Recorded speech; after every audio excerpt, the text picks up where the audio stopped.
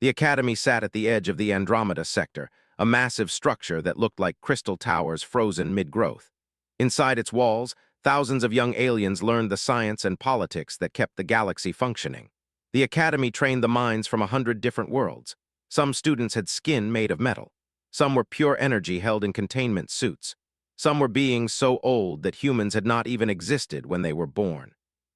Stepped off the transport shuttle and felt the gravity pull at his bones in a way that was just slightly wrong. Earth's gravity had made him strong. This new world felt lighter, easier, and somehow that made him uncomfortable. He was used to struggling against his own weight. The other students watched him from across the landing platform. A human on this world was like a ghost in the middle of a crowded room. Everyone noticed, but nobody wanted to look directly at him. Had read about this reaction before coming here. Humans were rare travelers. Humans were from a death world, a planet where the weather could kill you, where predators could tear you apart, where the sun could burn your skin and the night could freeze your blood. Earth had made humans into something strange and unpredictable. Picked up his single bag. He did not need much. The Academy would provide everything else. He walked toward the main entrance and felt the weight of 1,000 eyes on his back. The dormitory assignment had already been made, would share a pod with a named. Were tall creatures, nearly 3 meters from their base to the top of their head crown. Their bodies were made of crystalline material that bent light into rainbow patterns. They could think in colors and frequencies that human eyes could not even detect. They were considered beautiful by most standards in the galaxy. When entered, the pod was already there, arranging something on the wall. The turned quickly, his form refracting light in a pattern that now understood meant surprise. "You are the human," said. His voice came through the translation device in his ear, but there was something underneath the words, something that sounded like fear. "I am," said. He set his bag on the empty sleep platform. "My name is, I guess we're going to be sharing this space." Moved to the far side of the pod.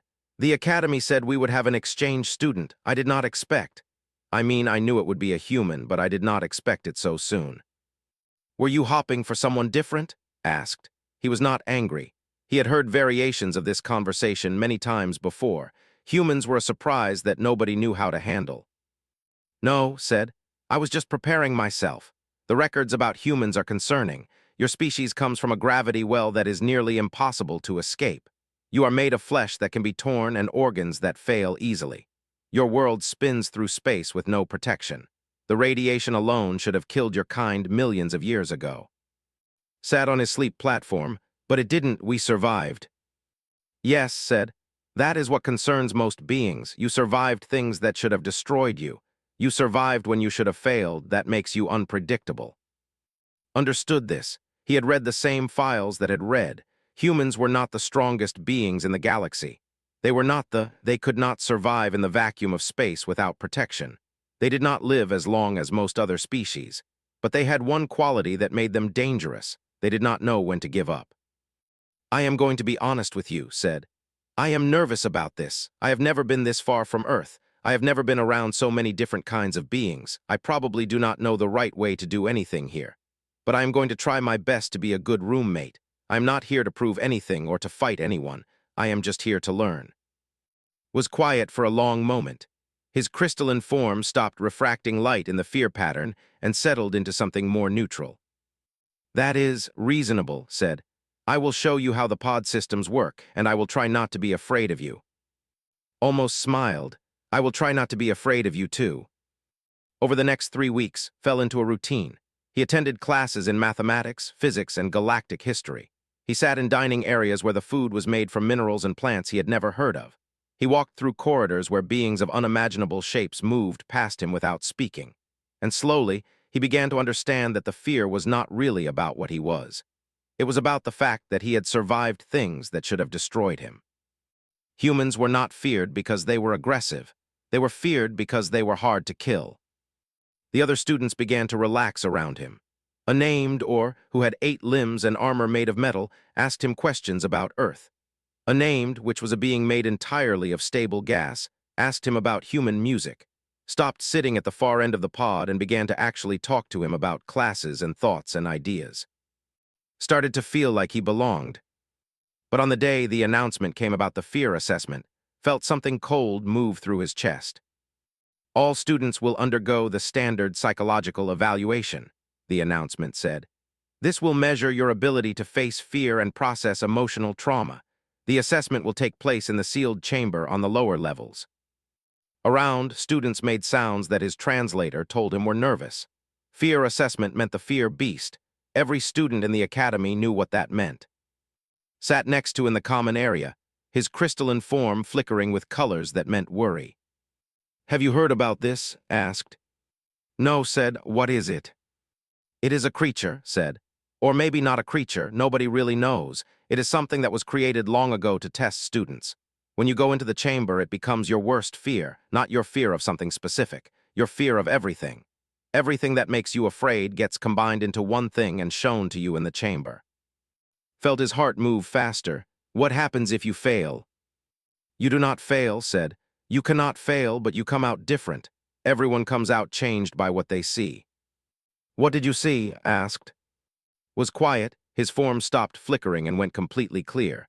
"I saw myself shattered into a million pieces. I saw myself broken beyond any repair."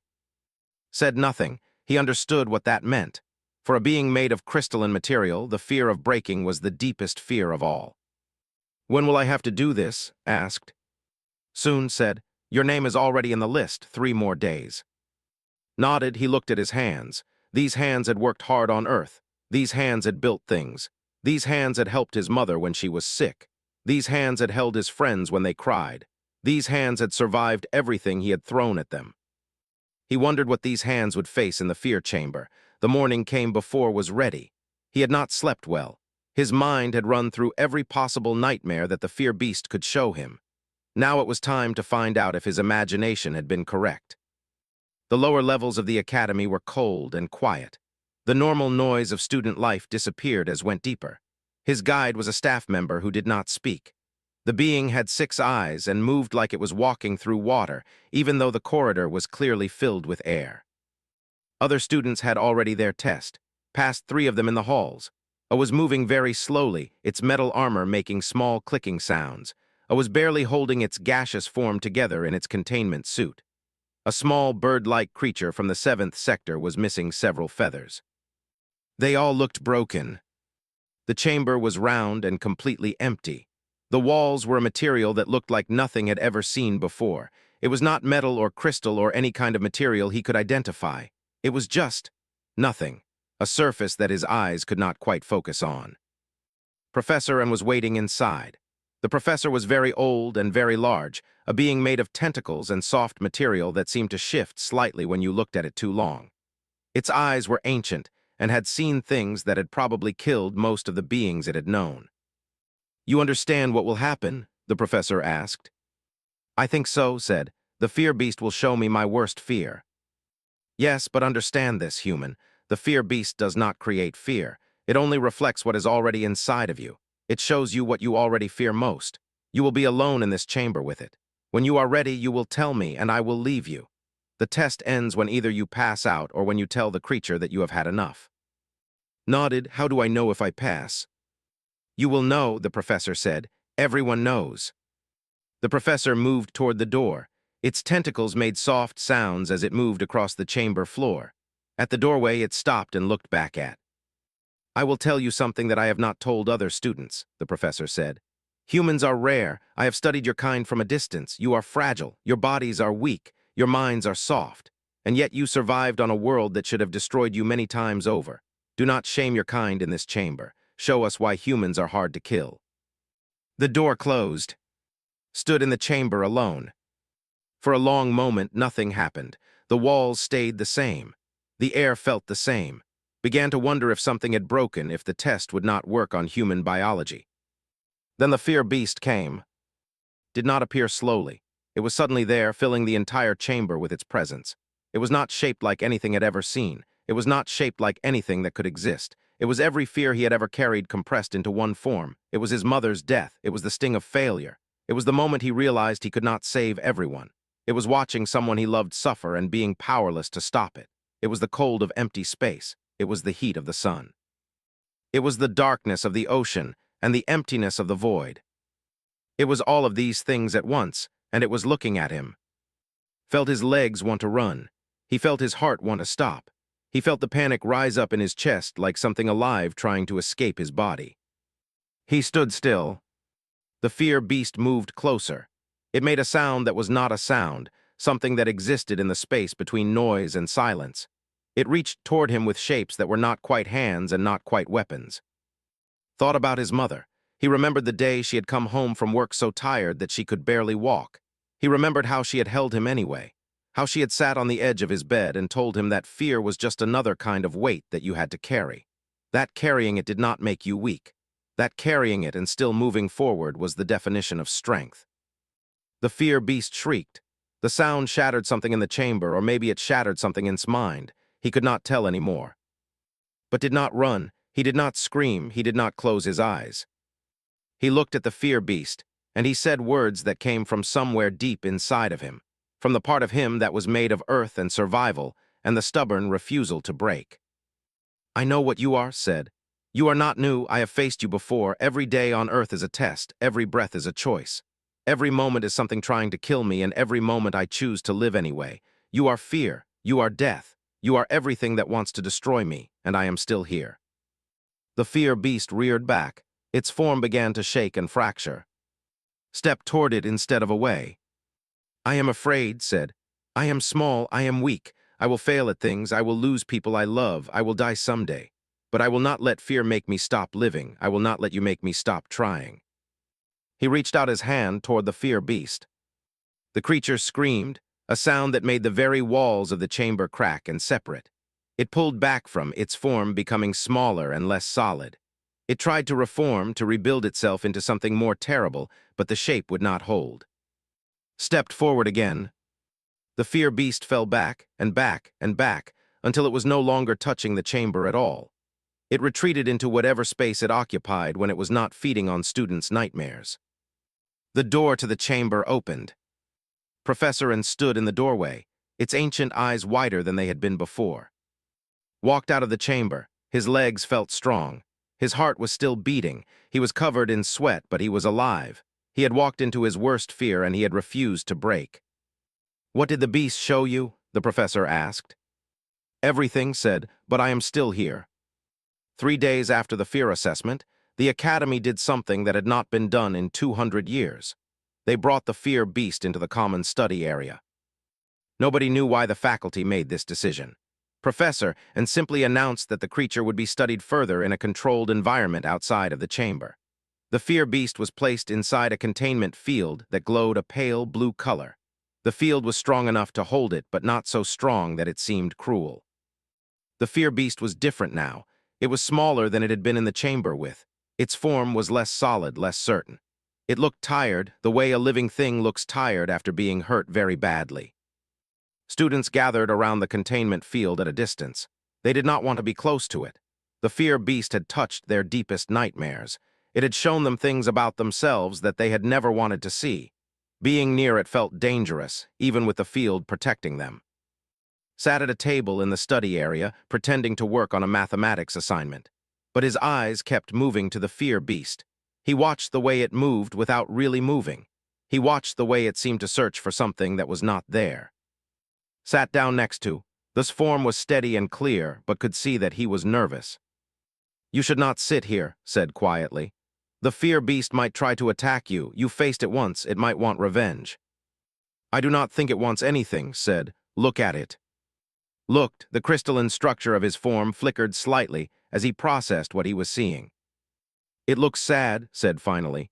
But that is not possible. It is a manifestation of fear. It cannot feel sadness. Set down his stylus. How do you know what it can feel?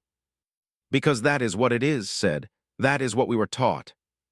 But maybe it is more than that, said. Maybe it has always been more than that, and we just never thought to look. Other students began to notice that was looking at the fear beast instead of being afraid of it. Or the with the metal armor moved closer to his table. The made of gas settled into a containment field near them. What are you doing? Or asked. His 8 limbs shifted in a way that showed curiosity mixed with caution. Nothing, said, just watching. That is the creature that showed me my deepest failure, or said. I do not want to look at it. I know, said. But what if it showed you that because it needed you to understand something about yourself? That makes no sense, said. This voice came through the translation device as a sound like wind through a canyon. The fear beast does not think, it does not have intentions, it is just a thing that exists. Stood up from the table. Every student in the study area noticed. A few of them moved back, as if standing up in the presence of the fear beast was dangerous. Everything that thinks even a little bit has some kind of intention, said. Everything that exists, even for a moment, has some kind of experience. The fear beast has been locked away in chambers for hundreds of years, only being let out to show people their nightmares. Maybe it is tired of that. Maybe it is lonely. Lonely, said. The word seemed strange in his voice, as if he was testing it out for the first time. The fear beast cannot be lonely. It is made of fear itself. Walk toward the containment field. Immediately, alarms began to sound. Faculty members moved toward emergency stations. A voice that sounded like it belonged to someone very old told to stop moving. But did not stop. He understood something that the other students did not understand yet. The fear beast was not dangerous because it was evil. It was dangerous because it had never been shown anything but fear. It had never been treated as anything but a weapon. It had never been shown that it had any value beyond its ability to hurt others. Approached the containment field. The blue light made his skin look strange and pale. The fear beast noticed him. Its form began to shift, began to prepare for attack or defense or whatever it did when humans came near. I know you, said to the creature. I know what it is like to be afraid of the wrong things. I know what it is like to be something that other people fear. But I also know that you do not have to be only fear. You can be more. The fear beast pulled back. Its form became smaller, more compact. It looked like it was trying to make itself harmless, but it did not quite know how. I am going to touch the field, said to the faculty members. Do not stop me. He placed his hand against the blue light of the containment field. The field did not hurt him. It was warm, almost like touching another living being. The fear beast watched him. I am afraid too, said.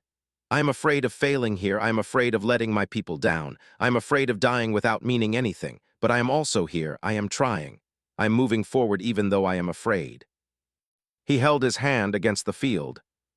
You do not have to be just the thing that scares people. You can be something else, something more.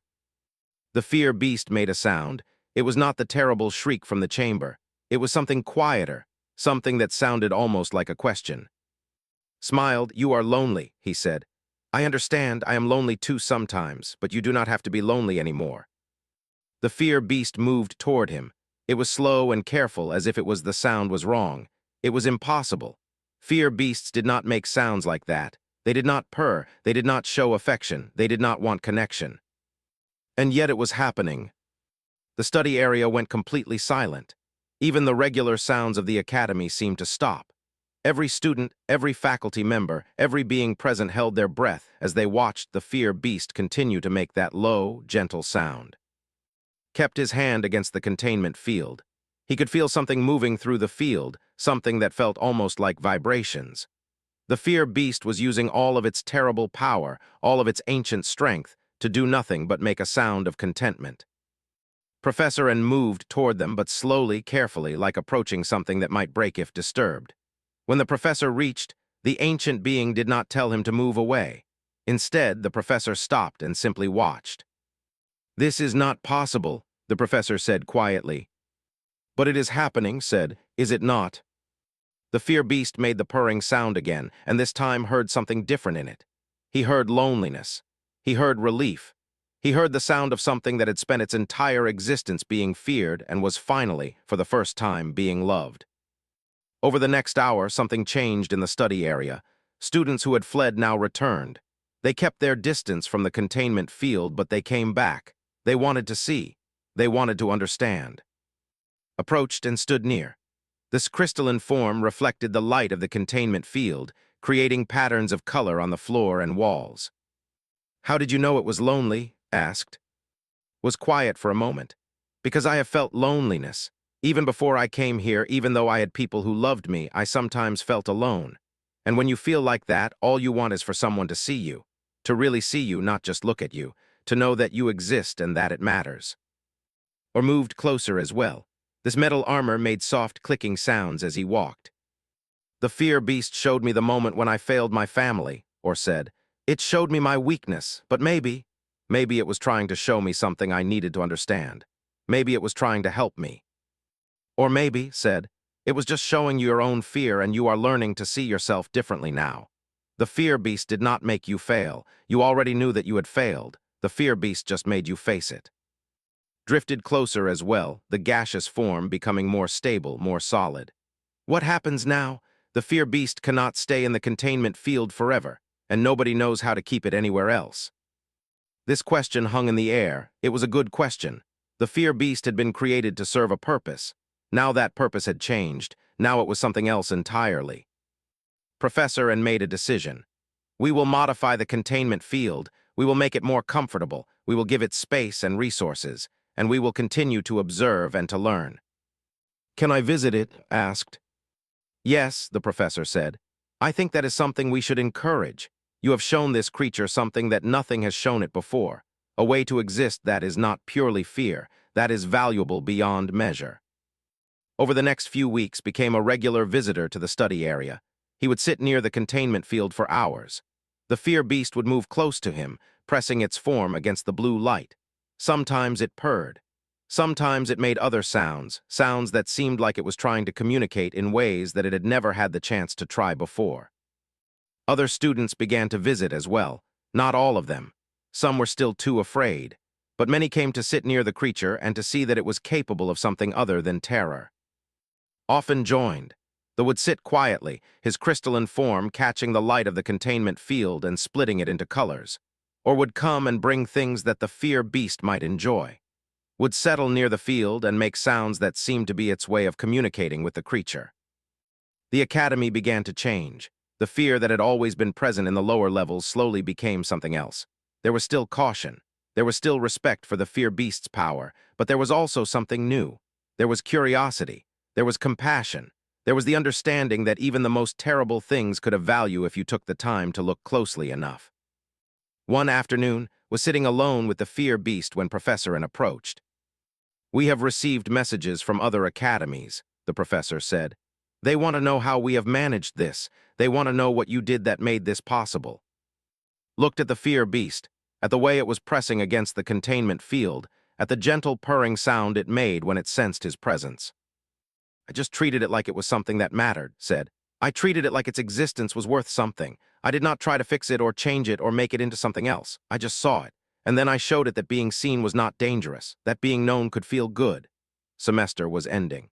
Had received his acceptance to stay for another full year at the academy, and the board of faculty had also made an unusual decision. They would modify the containment field permanently. The fear beast would remain in the study area, and protocols would be established for how students could interact with it safely. But before any of that could happen, something went wrong. Was sleeping in his pod when the alert came. It was not a loud alarm or a warning. It was simply shaking him awake, his crystalline form flickering with colors that meant danger. The fear beast said, something is happening to it, and ran through the corridors to the study area. Other students were already gathering there.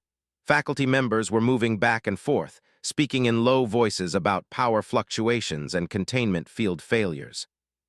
When reached the study area, he saw immediately what was wrong. The containment field was flickering. The blue light was becoming unstable, pulsing in irregular patterns. And inside the field, the fear beast was becoming less solid. Its form was starting to separate, to fade. What is happening? Asked. Professor N was there, its tentacles moving in patterns that showed distress and confusion. The field is failing. The generators that power the containment system are old. We were going to replace them next month. We did not anticipate problems before then. Can you fix it? Asked. Not in time, the professor said. The system will collapse completely within minutes. We will have to release the fear beast into open space. It will dissipate. It will cease to exist. Understood what that meant.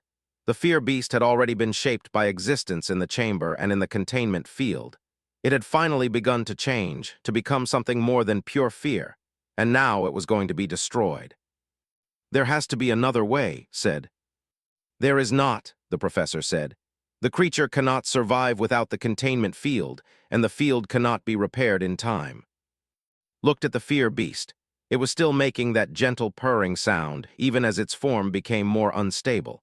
It was not afraid. It was not trying to escape or fight back. It had learned in the weeks that had spent with it that the end was not necessarily something to fear. But was afraid. He was afraid of losing something that was beginning to matter. He was afraid of seeing something that had just started to become good get destroyed.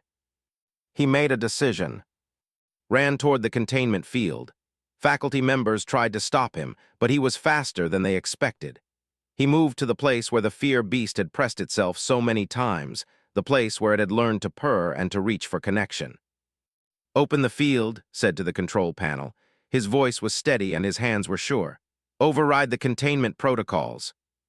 "That is forbidden," a voice responded. "You will be exposed to the fear beast without protection." "Do it," said. The field began to collapse. The fear beast fell forward as the blue light disappeared, its form suddenly unstable in the open air. But instead of attacking, instead of showing fear or rage, it moved toward him. Opened his arms. The fear beast flowed into his embrace like water finding its container. It wrapped around him, its form becoming less terrible, more like something that could be held. And it purred. It purred louder than it had ever purred before, a sound that seemed to fill the entire study area. "What are you doing?" Professor N was shouting. "You will be harmed." "No," said. "I will not, because it is not going to hurt me. It is going to hold on to me, and I am going to hold on to it, and we are both going to survive." The fear beast pressed against, and he could feel that its form was becoming unstable. It was beginning to fade, but not because it was afraid, not because it was giving up, because it had been given what it had always wanted: connection, acceptance, the knowledge that it mattered to someone. "We need to save it," called out. That was moving to the control panel, his crystalline form bright with purpose. There must be a way to stabilize its form outside the field. Oren and a dozen other students moved to help. They worked quickly, pulling up data and running calculations.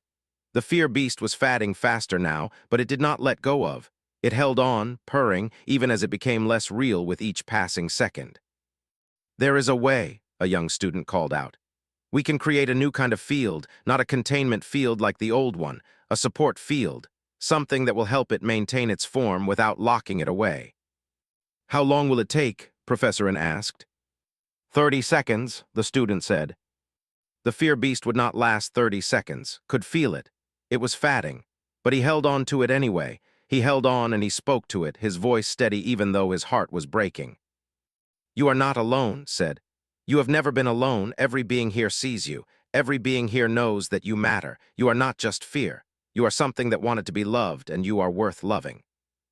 The fear beast made a sound. It was not quite purring anymore. It was something gentler, something that sounded almost like gratitude. And then the new field activated. The fear beast froze mid-fade. Its form became stable. It was still translucent, still barely there, but it was holding together. It was surviving. The creature pressed itself against one more time, and then it pulled back slightly, just enough to look at him. Its form shifted, and for just a moment could almost see a shape in it. Not a monster, not a weapon. A being that was fragile and gentle and worth protecting. "The field is stable," the young student said. "The fear beast is safe. It will live." The study area erupted in sounds of relief and celebration, but did not move. He kept his eyes on the fear beast, watching it settle into its new form, watching it understand that it had survived. Moved next to, the placed a hand on shoulder. "You risked your life for it," said. "Yes," said, "because it was worth the risk." "On my world," said, "we do not do things like that. We calculate the value of something before we commit our lives to it. We measure. We decide if the exchange is worth the cost." "On my world," said, "we learned a long time ago that sometimes the most important things cannot be measured. Sometimes you just have to decide that something is worth saving and do everything you can to save it. Sometimes love is the only calculation that matters." The fear beast moved forward again, and this time it was not pressing against the field or against body. It was simply near him, present, known, safe. Professor N stood nearby, watching the creature and the human together. "What will happen now?" the professor asked. Smiled. "Now we take care of it. Now we show it that being alive is worth it. Now we let it learn that fear does not have to be the only thing it knows. The fear beast purred, a sound that echoed through the study area and into the corridors beyond. A sound that said everything it just said in the language that the creature understood best. The language of being loved. In the weeks that followed, the fear beast remained in the study area. The new field adjusted to its needs, and the creature became less translucent, more solid, more real. It learned to move freely within its designated space. It learned to make sounds beyond purring. It learned to be curious about the world around it. And every day would visit it. Every day, the fear beast would press close and purr.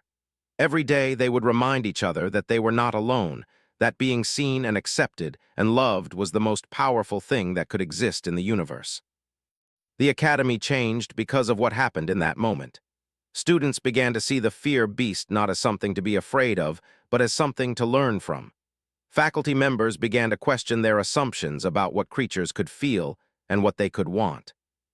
And humans, already seen by the galaxy as something strange and unpredictable, became known for something else. They became known as the species that could look into the face of terror and find compassion. They became known as beings who could transform the most dangerous things into something beautiful, simply by refusing to be afraid to love them.